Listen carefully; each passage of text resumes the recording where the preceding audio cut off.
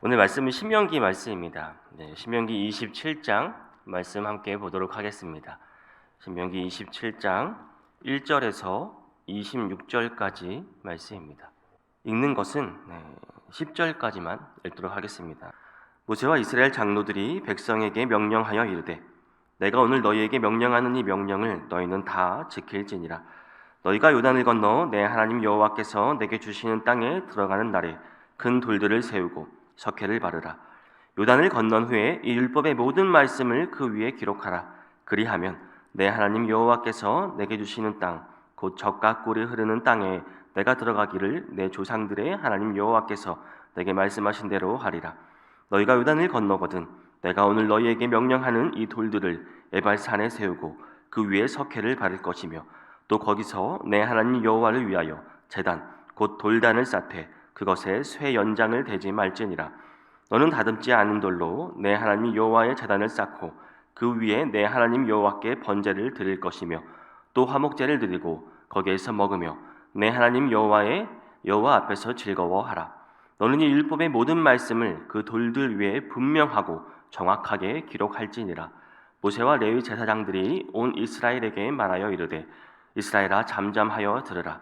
오늘 내가 내 하나님 여호와의 백성이 되었으니 그런즉 내 하나님 여호와의 말씀을 청종하여 내가 오늘 내게 명령하는 그 명령과 규례를 행할지니라.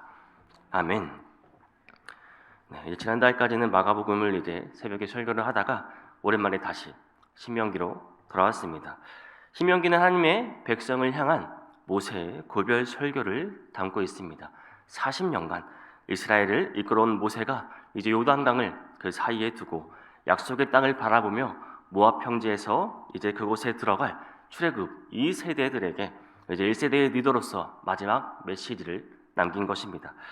모세의 죽음은 단순히 한 사람의 죽음을 의미하는 것이 아닙니다. 그의 죽음을 기점으로 이제 출애굽 시대가 종결되고 새로이 가나안 정복 시대가 도래하는 전환점이기도 하였습니다. 이에 모세는 한 시대 하나님의 종이요 또 민족의 지도자로서 자신이 사후 새 시대를 맞을 이스라엘 백성들을 향하여 그 자기 생명의 마지막 순간에 자신의 그 지상 사역의 마지막 그 사명으로 알고 신명기에서 이제 고별 설교를 하였습니다. 이게 얼마나 피가 되고 살이 되는 말씀이겠습니까? 그중 오늘 신명기 27장의 내용을 보면은 우선 신명기 27장은 전체 신명기의 어떤 구조 안에 있는지 보는 것이 더 신명기를 이해하기가 쉽습니다. 신명기의 가장 중심이 되는 내용은 신명기 12장에서 26장까지의 내용입니다. 이제 이 부분은 여호와의 규례 그리고 율법의 상세한 사항들을 다루고 있습니다. 그리고 이제 이 말씀이 끝나고 신명기 27장에서 이제 이 중심인 여호와의 율법과 규례에 대한 상세한 설명이 끝나자마자 이제 이스라엘 백성이 그러면은 어떻게 이러한 것들을 행해야 하는지에 대해서 모세가 경계하고 또 그들에게 권면하고 교훈하고 있는 것입니다. 지난 신명기 내용이 잘 기억나지 않는다고 해도 여러분 전혀 괜찮습니다. 앞으로 이제 신명기의 말씀을 잘 집중해서 들으면 어떻게 이러한 율법 등을 우리가 행해야 하는지 잘 알 수 있습니다. 앞으로 나올 내용은 이제 모세의 고별 설교의 결론 부분이기 때문입니다. 그중 오늘 본문에서는 이제 모세가 이스라엘 백성들에게 거듭하여 하나님의 율법에 순종할 것을 촉구하고 있습니다. 모세가 이스라엘 백성에게 오늘 본문을 통해 어떤 교훈을 주는지 함께 살펴보기를 원합니다. 오늘 본문인 신명기 27장은 크게 두 부분으로 나뉩니다. 이제 1절에서 10절 그리고 11절에서 26절입니다. 1절의 시작은 이렇습니다. 모세와 이스라엘 장로들이 백성에게 명령하여 이르되 내가 오늘 너희에게 명령하는 이 명령을 너희는 다 지킬지니라 라고 말하고 있습니다. 그리고 두 번째 단락 11절의 시작에서 모세가 그날 백성에게 명령하여 이르되 라고 말하고 있습니다. 크게 두 부분으로 나뉘지만 결국 이제 같은 구문과 단어들을 반복하고 있습니다. 그뿐 아니라 이제 11절에서 그날이라고 번역된 이 개역개정의 번역은 공동 번역이나 우리말 성경에서는 같은 날이라고 번역되어 있습니다. 그러니까 구분되어 말하는 것 같지만 동시에 같은 내용을 말하고 있음을 알 수 있습니다. 먼저 1절에서 10절까지 이것은 예배의 말씀의 중심성에 대해서 교훈하고 있습니다. 1절에서 10절까지의 구조를 잠시 살펴보면 우리가 이 말씀의 구조를 살펴보는 이유는 이것을 이해하면은 우리가 본문을 더 쉽게 이해할 수 있기 때문입니다. 1절은 이제 모세의 명령을 기록하고 있고, 또한 9절, 10절 또한 그 명령과 규례를 행할 것을 엄숙히 명령하고 있습니다. 그런데 2절에서 4절을 보면 먼저 2절과 4절은 거의 비슷한 문구로 이루어져 있습니다. 2절에서는 요단을 건넌 후에 돌들을 세우고 석회를 바르라라는 표현이 나옵니다.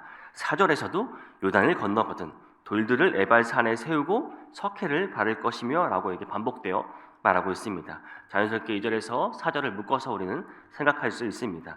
그리고 가운데 있는 그 3절의 말씀을 강조하고 있는데 3절의 내용은 석회를 바른 돌들을 세우는 목적이 나옵니다. 모세가 가르친 율법의 말씀들을 그 위에 기록하라는 것입니다. 석회를 바르라고 왜 명령했을까요? 이제 그 글씨의 선명도를 위해서 석회를 바르고 그 돌을 새기라고 하는 것입니다. 그리고 8절에서 다시 너는 이 율법의 모든 말씀을 그 돌들 위에 분명하고 정확하게 기록할지니라 라고 말하며 2절에서 4절에 말한 그 내용을 다시 한번 또 강조하고 있습니다. 그리고 그 중심 말씀에 이제 5절에서 7절에 있음을 알 수 있습니다. 제가 본문 5절에서 7절을 다시 한번 읽어보겠습니다. 또 거기서 내 하나님 여호와를 위하여 제단 곧 돌단을 쌓되 그것에 새 연장을 대지 말지니라.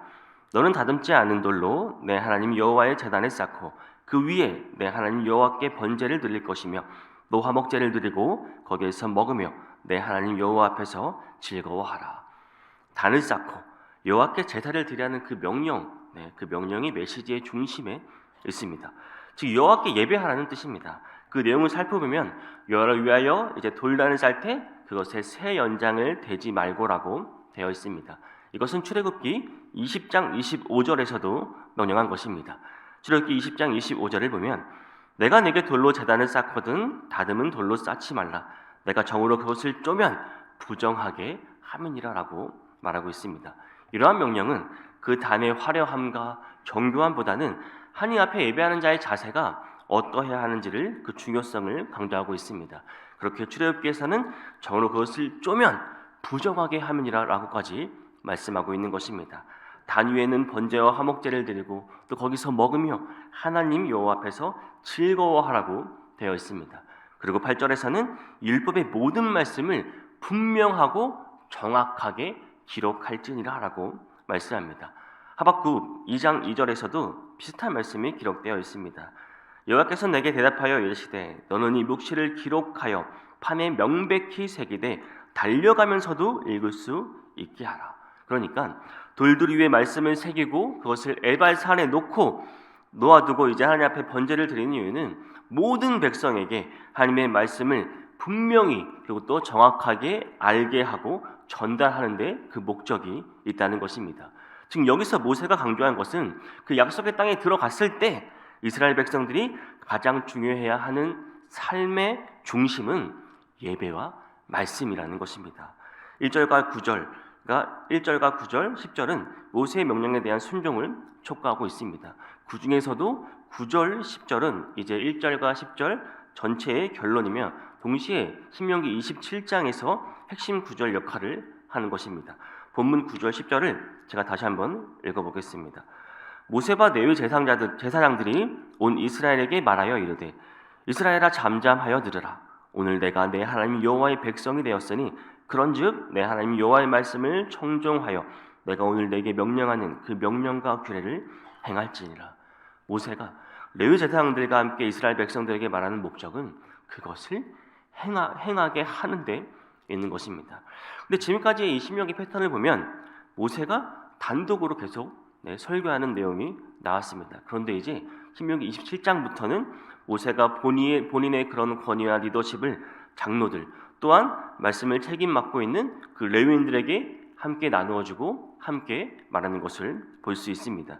그리고 사실 이스라엘 백성들은 이제 모세의 죽음을 통해 그들이 의지해야 할 것이 모세가 아니라 하나님의 말씀임을 점점 더 강조하고 부각시키고 있는 것입니다. 또한 9절 하반절을 보면 이스라엘아 이제 내 하나님 여호와의 백성이 되었다고 말씀하고 있습니다. 여호와의 백성이니 당연히 그들은 여호와의 말씀을 듣고 순종하고 지켜야 할 의무가 있는 것입니다.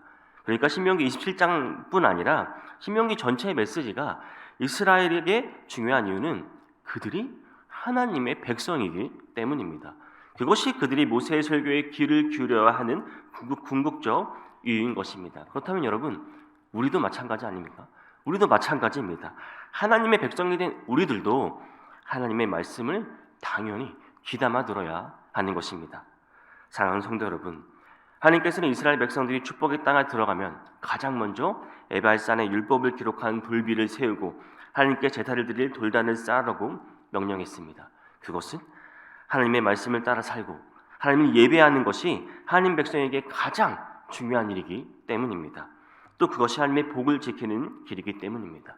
성도 여러분, 우리도 바쁜 생활 가운데 먼저 말씀을 마음판에 새기고 하나님께 예배드리는 이 일을 여러분 삶의 최우선의 자리에 두시기를 바랍니다. 하나님께서는 주시는 복을 또 잘 지켜나가는 방법 또한 이것입니다. 그로 인해 우리 삶에 말씀의 판을 새기고 또 그로 인해 우리 삶에 복이 가득할 수 있는 모든 성도님 되시기를 주님의 이름으로 축복합니다. 다음 11절에서 26절까지의 내용은 자연스럽게 두 부분으로 나누어집니다. 이제 12지파에 의한 축복과 저주의 선언을 다룬 11절에서 14절까지의 말씀과 그리고 레위지파에 의한 12가지 저주를 선포를 하고 있는 15절에서 26절까지의 내용을 나눕니다. 12절을 보니 전체의 조건은 너희가 이제 요단을 건넌 후에입니다. 그곳에서 시므온과 레위와 유다와 이사갈과 요셉과 베냐민은 백성을 축복하기 위하여 그리심 산에 서고 그리심 산은 후에 이제 사마리아인들이 예배 장소로 구별하여 사용한 곳이기도 합니다. 거기서 선 6지파는 모두 야곱의 두 아내 레아와 라헬에게서 태어난 아들들의 지파로 구성되어 있습니다. 에발산에 위치한 지파들은 13절에 나옵니다. 장자권을 상실한 루벤과 레아의 막내 아들 스불론, 나머지는 시녀들에게서 태어난 아들들의 지파로 섞여 있습니다. 저는 이 본문을 읽으면서 왜 그리심산은 축복을 하기 위해 있고 왜 에발산은 저주하기 위해 있을까라는 좀 궁금증이 있어 연구를 해보았는데 여러 견해가 있습니다. 그리심산은 햇빛이 드는 산이고 자연 경관상 숲이 우거진 울창한 숲이고 해가 뜨는 동쪽을 바라볼 때 그리심산이 오른편에 있고 에발산은 당연히 이제 이 내용에 대해 반대겠죠. 그런데 그런 것보다 일단 위치상 서로 두 산이 남북으로 마주보고 있었고 그 사이에 골짜기 그리고 동쪽 입구에는 세겜이라는 성읍이 있었습니다. 위치상 매우 중요한 곳이었고 대표성이 있는 곳이기 때문에 언급된 것으로 생각됩니다. 그렇다고 해서 특별히 저주 쪽에 선 지파들의 차별적인 의미가 있는 것으로 너무 민감하게 반응하기보다 중요한 것은 축복과 저주 모두 이스라엘 사람들에게 적용되는 결과라는 사실입니다. 그리고 15절부터는 이제 저주의 12개의 계명이 나옵니다. 하나님의 백성으로 살아가는 모든 분야의 죄를 상징적으로 대변하고 있습니다. 그리심 삼가 이제 에발산에서 축복과 저주의 선언을 명령받았는데 여기서는 축복에 대한 언급이 없이 저주만 언급해야 대한 거에서도 많은 의견이 있지만 무엇보다 그 이유는 결국 약속의 땅에 들어가 이스라엘이 어떻게 행할 것을 아시는 하나님께서 모세를 통해 경고하시고 그들에게 유혹의 심각성과 죄의 현실성을 이들에게 경각시켜주기 위해서 저주의 말씀을 하신 것입니다. 즉 축복보다는 저주를 자초할 가능성이 크기 때문에 이들에게 미리 이에 경고하신 것입니다. 사실 축복이 언급되어 있지는 않지만 결국 12가지 저주를 또 역으로 시행하면 그것이 또 축복이 되기도 하는 것입니다. 그 내용을 보면 이제 과거, 미래를 모두 지향하고 있습니다. 신해사에서의 율법에 근거했다는 점에서 과거에 의존하고 있으며 또한 이것이 약속의 땅을 근거해 말씀하신 것이라는 측면에서는 또 미래지향적임을 알 수 있습니다. 또한 종교적인 측면과 사회적인 측면들이 함께 기록되어 있습니다. 이러한 모든 양상들이 하나님의 백성으로서 존재하기 위한 기본 의무이자 기본 질서임을 말해주고 있는 것입니다. 하나님과 수직적인 관계로 시작하여 그의 말씀에 대한 순종이라는 또 그런 수직적인 관계로 마칩니다. 그 다음 인간들과의 그런 수평적인 관계를 다루고 마지막으로 자기 자신에 관한 성적 죄에 대해서 다루고 있습니다.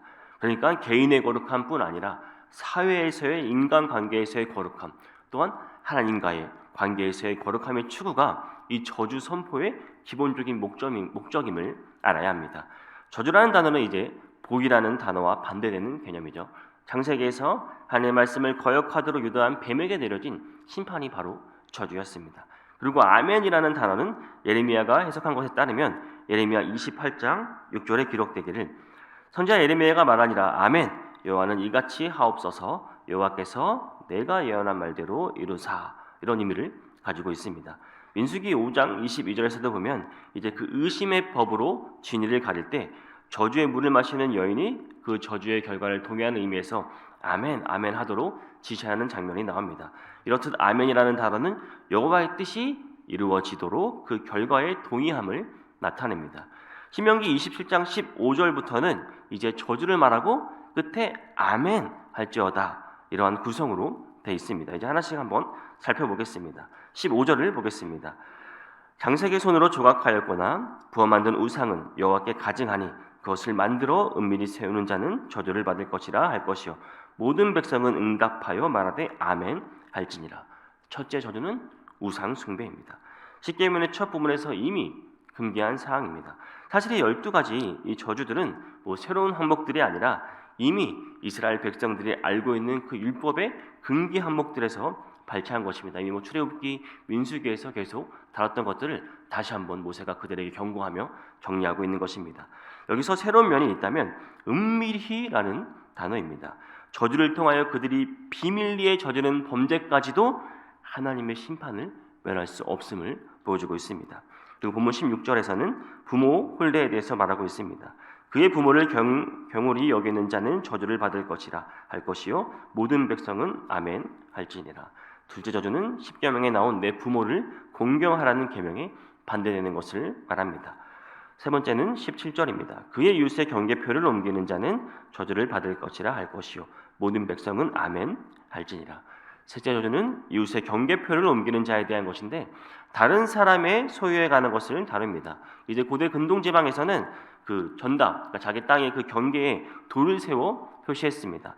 이것은 궁극적인 땅의 소유자 또 이 분배자이신 하나님에 대한 범죄로서 엄중히 다뤄졌습니다. 네 번째는 18절에 나옵니다.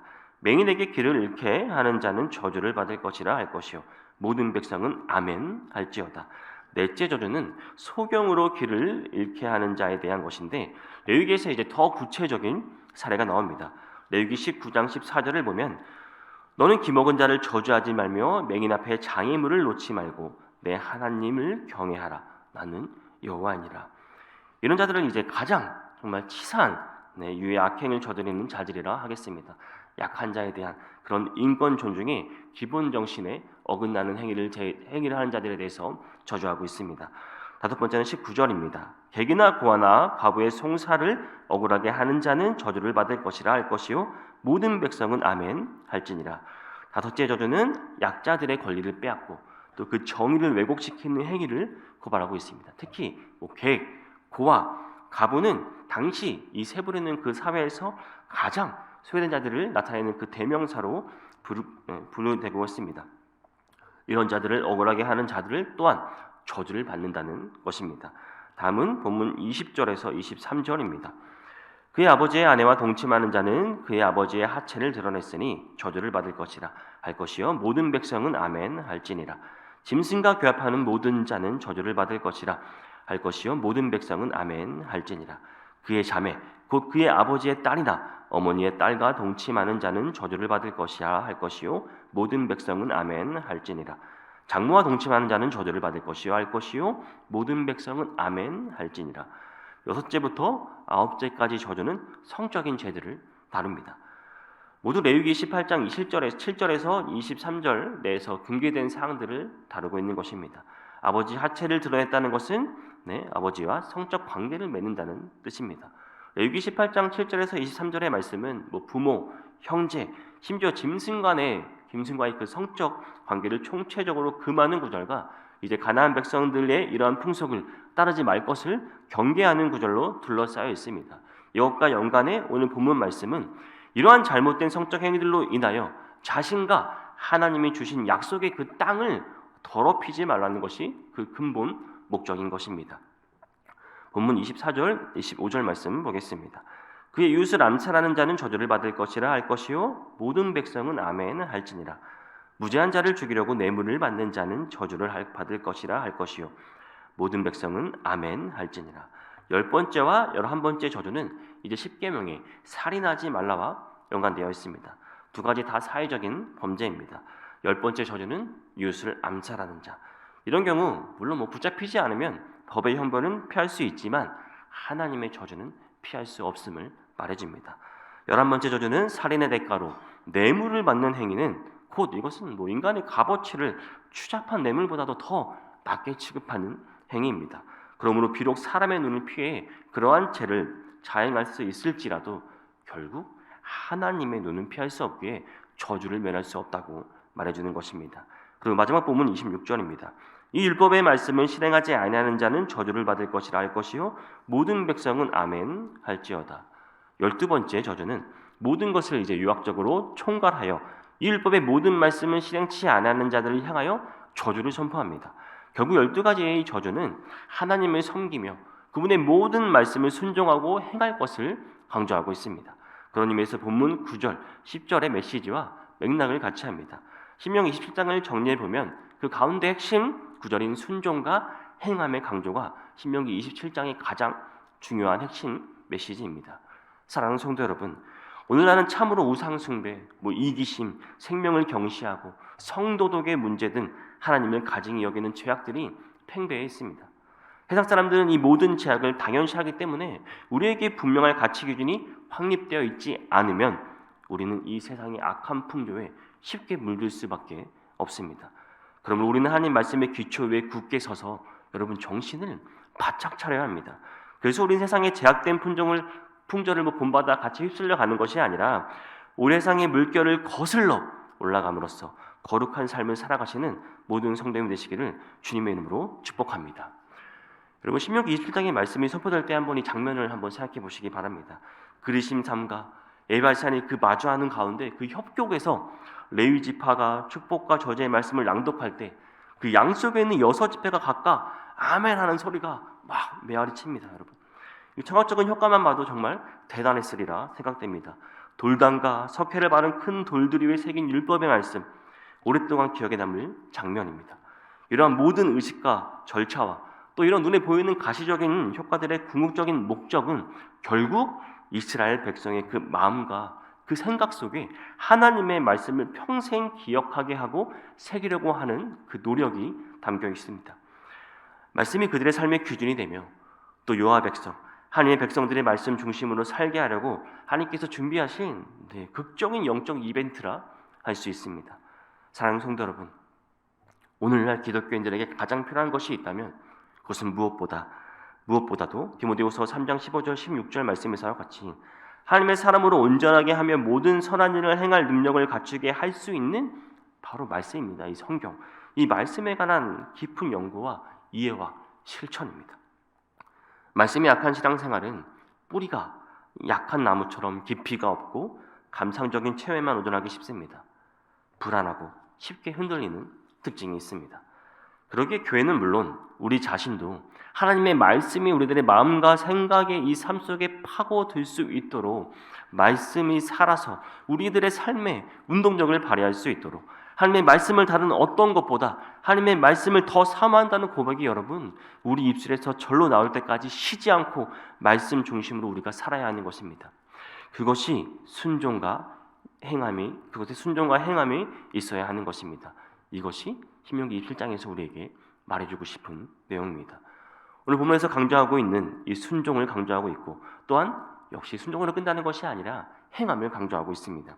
신명기 27장의 시작은 오늘 너희에게 명령하는 이 명령을 너희는 다 지킬지니라 라는 말씀으로 시작하고 마지막 26절에서는 이 율법의 말씀을 실행하지 아니하는 자는 저주를 받을 것이라 라는 경고의 말씀으로 끝납니다.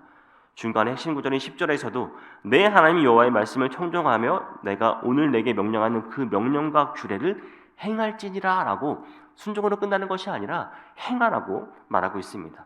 이러한 호소는 이 하나님의 백성들이 약속의 땅에서 저주를 피하고 복을 받기 위하여 가장 중요하게 생각할 것은 하나님의 말씀에 대한 순종 그리고 행함임을 강조하고 있는 것입니다.